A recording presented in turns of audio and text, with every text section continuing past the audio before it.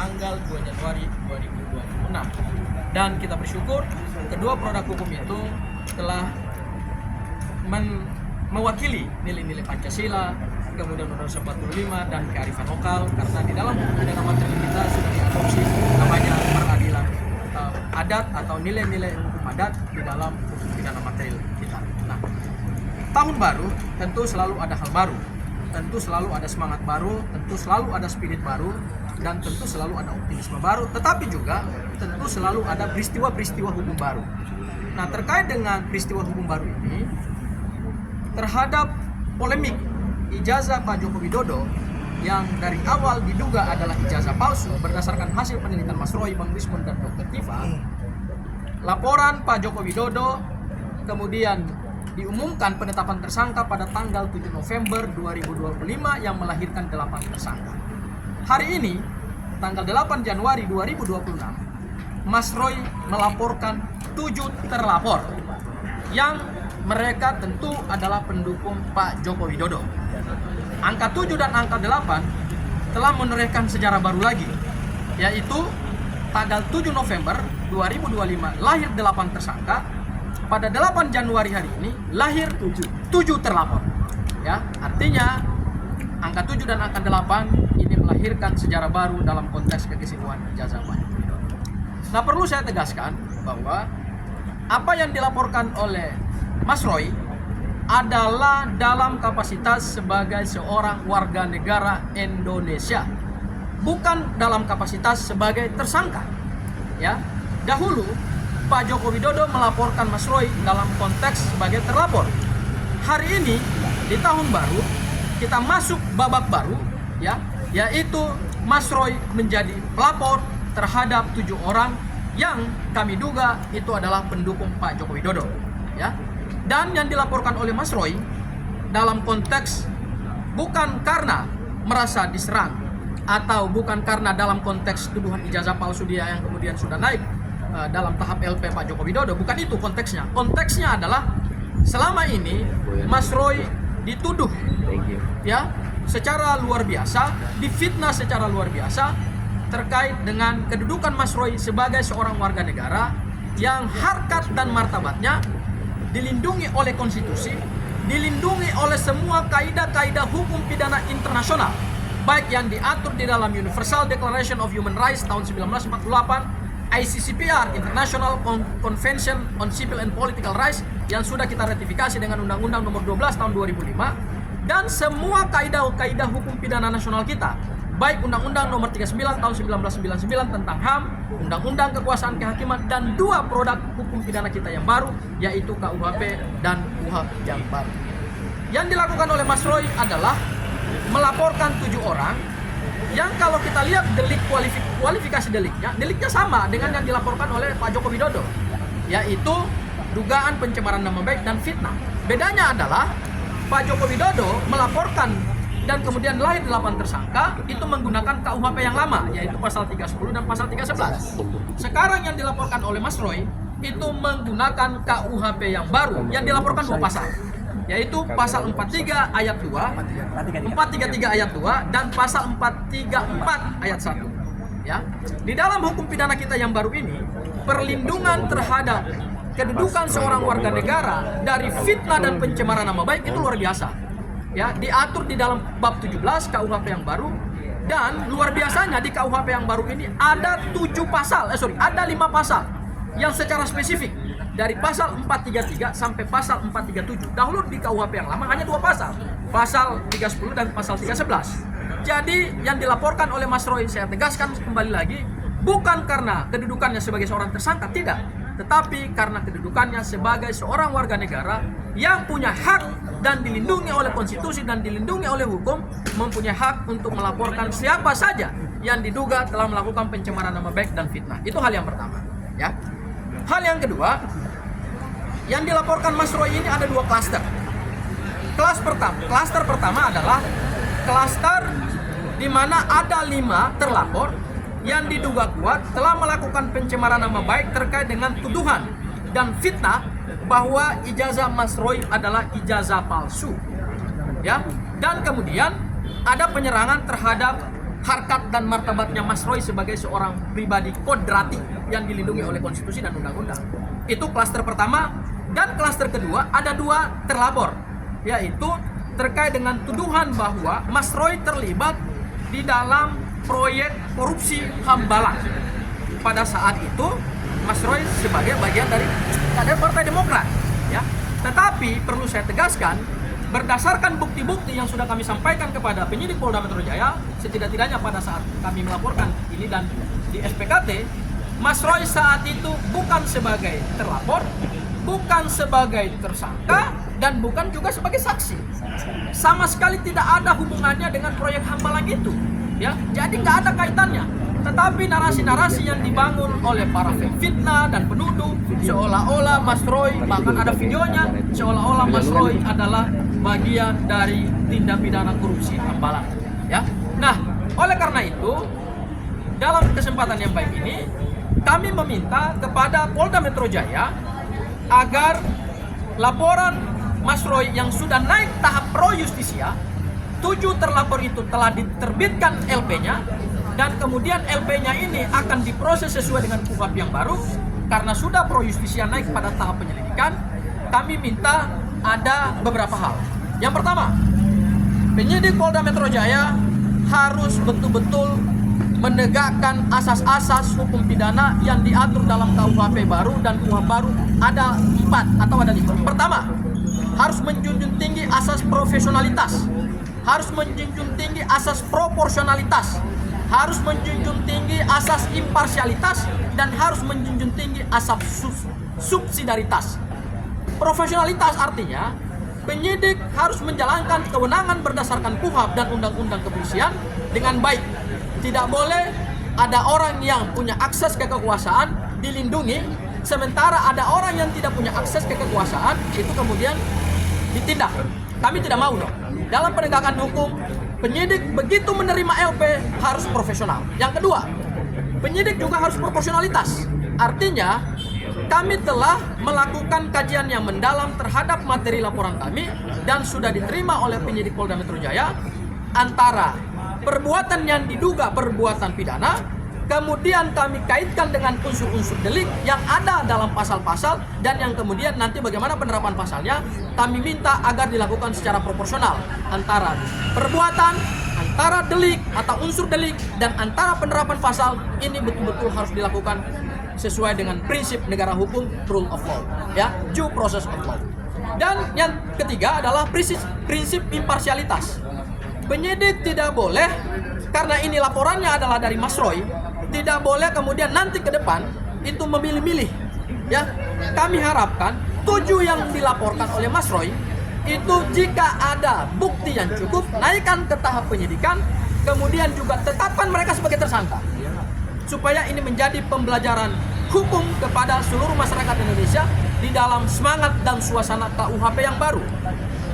Dan yang terakhir adalah kami minta juga hukum ditegakkan, jangan tumpulnya ke atas, tajam ke bawah. Jangan terhadap pendukung-pendukung Pak Joko Widodo dilindungi, kemudian terhadap Mas Roy dan kawan-kawan itu ditindak. Ini nggak fair. Ini nggak sesuai dengan prinsip negara hukum, karena kita sudah punya KUHP dan KUHP baru. Misalnya, yang hari ini seorang terpidana yang masih berkeliaran kemana-mana, yaitu Sylvester Matutina. Ini kan yang perlu ditindak nih. Kita sudah punya KUHP yang baru. Kewenangan kejaksaan sudah diberikan oleh KUHP. Kami minta supaya Sylvester Matutina segera dicari, ditetapkan DPO, kemudian dimanapun dia berada, ditangkap dan dipenjarakan sesuai dengan putusan pengadilan yang telah inkrah. Dan yang terakhir adalah asas subsidiaritas. Penyidik Polda Metro Jaya harus betul-betul menegakkan hukum dengan baik supaya tujuan hukum itu tercapai, yaitu adanya asas kepastian hukum, ada keadilan, dan kemudian ada kemanfaatan. Kami tidak ingin jangan sampai laporannya Mas Roy hanya diterima pada tahap LP, kemudian naik tahap penyelidikan, tetapi kemudian tidak dilakukan pada tahap penyidikan dan tidak ada penetapan tersangka. Karena kenapa? Kami yakin terhadap bukti-bukti awal yang kami miliki. Dan berdasarkan ketentuan KUHP yang baru, alat bukti itu kan sudah diperluas menjadi 8. Ya, dahulu alat bukti hanya 5, sekarang menjadi 8. Salah satu 2 yaitu ada barang bukti dan kemudian bukti elektronik. Dan berdasarkan laporan yang kami sampaikan kemarin, kami basisnya adalah bukti-bukti elektronik, dan kemudian akan ada saksi yang kami hadirkan juga, dan akan ada juga ahli-ahli yang kami hadirkan. Ya, siapa 7 orang itu tentu nanti Mas Roy yang akan menjelaskan secara lebih rinci, dan kemudian apa saja peristiwa yang kami duga adalah peristiwa pidana, kemudian juga itu akan dijelaskan oleh Mas Roy. Mungkin tambahan saya minta kepada Bang Samsir selaku salah satu tim kuasa hukum juga yang mendampingi saat itu. Silakan Bang Samsir. Asik. Assalamualaikum warahmatullahi wabarakatuh. Terima kasih kawan-kawan semua sudah hadir seperti undangan kita untuk datang meliput pada acara hari ini. Mengenai perkara ijazah saudara Joko Widodo yang pada awalnya sudah diteliti oleh Bapak Roy Suryo ini sebagai seorang peneliti, ini sebenarnya sesuatu yang memang jauh dari sasaran kalau beliau sampai dipidanakan. Karena memang apa yang diteliti oleh beliau dan kawan-kawannya itu adalah memang ijazah yang sudah beredar di masyarakat, sehingga pada saat dia teliti itulah yang dia sebutkan kalau ijazah tersebut adalah 99,9% adalah palsu. Kemudian kita berlanjut kepada proses yang baru saja kita dapatkan LP-nya itu tanggal 6 Januari 2026 kemarin. Nah, masalah yang demikian mudahnya mestinya untuk dibuktikan oleh saudara Joko Widodo berlanjut-lanjut sampai menyeret banyak orang yang membuat berita yang mencemarkan nama baik, termasuk juga fitnah yang dilakukan oleh orang-orang yang memang tidak mengerti mungkin. Tapi hal ini bukan sengaja ya, kita harus mendudukkan masalah hukum hal seperti ini. Jangan dianggap biasa aja terus melebar kemana-mana, sehingga orang-orang yang tidak tahu atau memang tahu tapi ingin menjatuhkan, dia harus mempertanggungjawabkan perbuatannya dan harus mendapat pelajaran juga bagi yang lain. Saya akan mendampingi pada saat laporan kemarin. Saya pikir itu yang bisa saya dapatkan. Terima kasih. Assalamualaikum warahmatullahi wabarakatuh. Ya, ada tambahan sedikit ya. Jadi begini, ini bukan soal kebetulan. 7 orang yang dilaporkan kok tepat mantan 7 presiden. Jadi saya kira menarik ini antara 7 dan 7. Jadi saya kira dilanjut. Baik. Assalamualaikum warahmatullahi wabarakatuh. Ya, pertama-tama saya aturkan terima kasih atas dukungan, support dan semuanya atas perkenannya saya membuat laporan. Jadi sebelum saya membuat laporan ini, saya tentu saja secara etika meminta izin kepada tim lawyer ya, artinya ya, di bawah koordinasi Pak Adam Samad, di bawah koordinasi litigasinya Pak Petrus Kristianus, dan di bawah koordinasi non-litigasi Pak dan pada saat itu ditunjuk lawyer langsung yang mendampingi saya pada saat laporan kemarin. Itu ada Bang Abdul Ghafur Sangaji, ada Bang Hasankan, ada Bang Medi, ada Bang Samsir Siregar, dan juga ada Samsir Jalil. Dan juga saya terima kasih untuk pendukung yang selalu menyertai kita ya, ibu-ibu dari ARM yang juga dari teman-teman semua, dari YouTuber juga, ada Michael di sini juga yang ada kaitannya juga sih gitu dengan perkara ini. Jadi nanti saya sampaikan. Jadi intinya begini ya, pada hari Senin kemarin saya datang ke SPKT, Sentra Pelayanan Kepolisian Terpadu ya, untuk membuat atau membuka laporan polisi, dan sudah keluar STTLB-nya /B /1/1/2026 SPKT Polda Metro Jaya, laporan saya. Saya dengan mohon maaf harus saya tutup beberapa yang sifatnya krusial, bukan apa-apa karena saya menghormati privasi saja. Dan saya telah melaporkan 7 orang.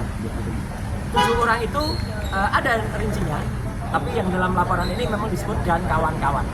Ya, tapi dan kawan-kawannya pihak penyidik sudah mendapatkan karena kami sudah menyerahkan laporan berupa detail intinya seperti ini, lengkap dengan ada penjelasan di dalamnya tentang orang-orangnya, tentang buktinya, screen capture-nya, linknya, bahkan juga transkripnya sudah kita berikan semuanya.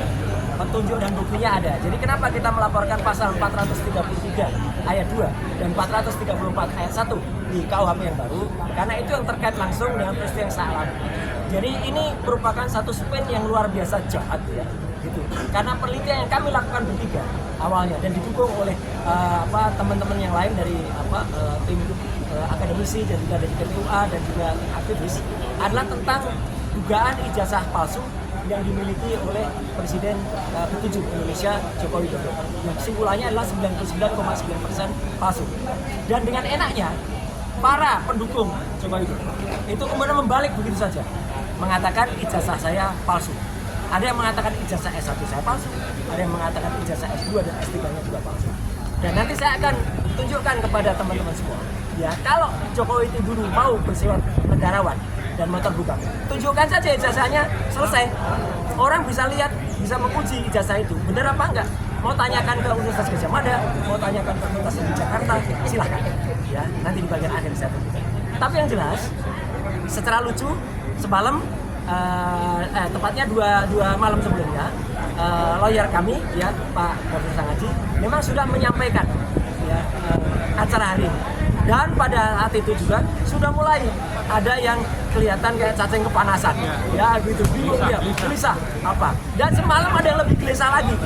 Semalam di salah satu TV ada yang sudah pakai baju tahanan, ada yang buka kaos dan kaosnya kaos tahanan, calon dari ya, gitu. Dan maka pada hari ini mohon didengarkan baik-baik, ya gitu, tanpa kemudian bersifat mendahului pihak kepolisian. Nama-nama terlapor, inisialnya akan saya sebut. Inisial yang pertama adalah A. Inisial yang kedua adalah B. Inisial yang ketiga adalah D. Inisial yang keempat adalah F. Inisial yang kelima adalah L. Inisial yang kelima adalah U. Dan inisial yang keenam adalah U. Dan inisial yang ketujuh adalah V. Jadi A, B, D, F, L, U, V. Itu adalah orang-orang yang kami laporkan dan ada di dalam detail penjelasan yang sudah ada di dalam laporan kepolisian nomor STTLB garis miring B garis miring 114 garis miring 2026 SPKT Polda Metro Jaya. Saya jelaskan lagi. Jadi memang ada dua klaster. Klaster yang pertama, saya dituduh berijazah palsu. Jadi ijazah saya dari S1 dari UGM ini dituduh palsu. Clear ya, jelas betul. Ini ada legalisasinya. Silakan difoto, silakan dianalisis.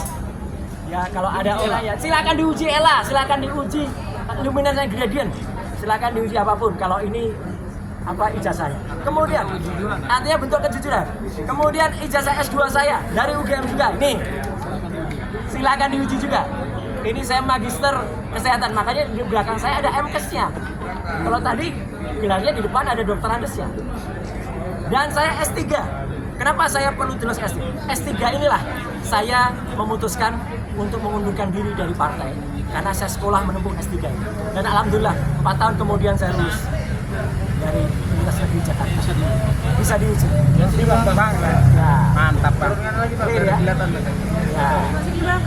Ya. Jadi artinya 1, 2, 3, S1, S2, S3 ada semua ya.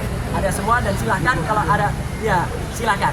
Dan kalau ada yang kemudian melakukan itu, mari kita buktikan dia berarti apa? Karena dia sudah menuduh ijazahnya palsu. Kemudian bla bla bla. Yang kedua yang tadi sudah disebut, saya dituduh melakukan korupsi di proyek Hambalang. Ya. Saya justru mengundurkan diri dari partai itu karena mau sekolah tadi. Dan salah sedikit dari orang di partai itu yang telah memperoleh 5% sebagai kader terbaik partai. Saya kader terbaik dari partai itu tahun 2016. Dan setelah itu saya justru 4 tahun berikutnya saya izin kepada ketua umum waktu itu untuk mengundurkan diri karena saya mau sekolah. Jadi saya memang hubungannya tidak buruk, saya hubungannya tetap baik. Dan justru karena hubungan baik itu maka ketika saya dituduh kemudian melakukan korupsi di Hambalang, alhamdulillah justru nanti akan ada saksi yang sangat prinsipal yang mengetahui persis ketika kasus Hambalang itu beliau berada di KPK. Ya, dan itu akan sangat membantu kita akan menjelaskan Roy Suryo tidak termasuk dalam lidik dan tidak ada. Clear banget. Ya. Kenapa saya dibikin videonya? Jadi sebenarnya pasal 32 dan 35 Undang-Undang ITE pun masuk dan nanti akan di dalam karena saya digambarkan ada di Hambalang, saya digambarkan ada di rombongan yang meneliti itu dan saya digambarkan terlibat dalam urusan. Jadi sekali lagi tuduhan-tuduhan mereka kabar bohong dan fitnah adalah telak. Dan itu masuk semua. Jadi makanya Polda Metro Jaya dengan cepat bisa menerbitkan LP. karena mereka melihat tuduhan ijazah palsu adalah telak, tuduhan saya terlibat korupsi hambalang adalah telak, semuanya adalah fitnah dan kabar bohong. Jadi sekali lagi kepada 7 pelaku ya, A, B, D, F, L, U, V, siap-siap saja untuk menerima panggilan dari Polda Metro Jaya. Tidak perlu seperti cacing kepanasan, sudah pakai kaos tahanan. Iya. Itu dan kemudian tidak bergol. Dan Mbak Burgo lagi itu kan dan sekali lagi terima kasih untuk TAKA ya di bawah koordinasi Pak Abraham Samad, Pak Petrus Selesi dan Pak Ahmad Masudin yang sudah mendampingi, dan ibu-ibu semua juga ada lawyer ibu-ibu di sini yang memberikan kami saran. Jadi sekali lagi saya tetap dengan etika, sebelum saya lapor saya minta izin dulu untuk mendaftarkan. Sekali lagi terima kasih. Wassalamualaikum warahmatullahi wabarakatuh. Pertanyaan? Cukup ya? Oke, terima kasih. Jadi ini bukan peristiwa yang dilaporkan semuanya. Semuanya udah jelas ya? Yang bohong peristiwa, ternyata laporannya bukan peristiwa. Clear ya, udah semuanya. Ya, Ketua. Jelas ya semuanya. Nggak perlu saya tunjukkan ya, ini detailnya ada semua nih. Gambar-gambarnya, videonya ada semua nih, gambarnya, videonya ada semua nih. Rahasia ya.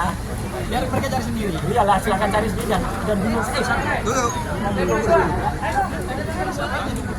Banyak banget. Tangan dua. Nanti jatuh. Dipilih. Pasar. Dipilih.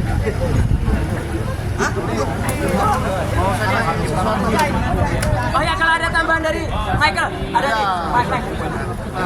Cukup Pak. Ya, saya sebenarnya sangat mengapresiasi ya langkah yang dilakukan Pak Roy Suryo hari ini, karena ini sebetulnya sejalan dengan laporan yang telah saya sampaikan ya kawan-kawan, tentang ya kalau mau saya bocorkan salah satu sosoknya, saya juga melaporkan si L tadi itu.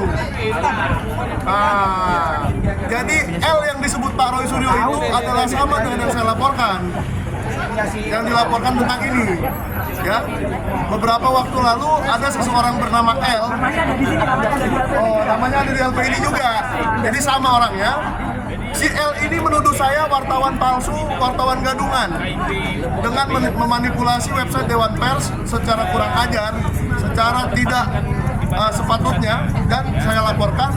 Dan alhamdulillah, puji Tuhan, di tahun yang baru ini sudah maju laporan tersebut dan akan segera dipanggil. Kita juga mengapresiasi Polda Metro Jaya. Saya memberikan 3 laporan, 1 tentang L, 1 tentang Andi Aswan, dan yang 1 lagi tentang kebohongan di iNews TV yang dilakukan oleh Andi Aswan dan Joshua Sinambela. Oke, jadi saya rasa laporan Pak Roy ini juga akan diproses dengan sangat cepat. Terima kasih.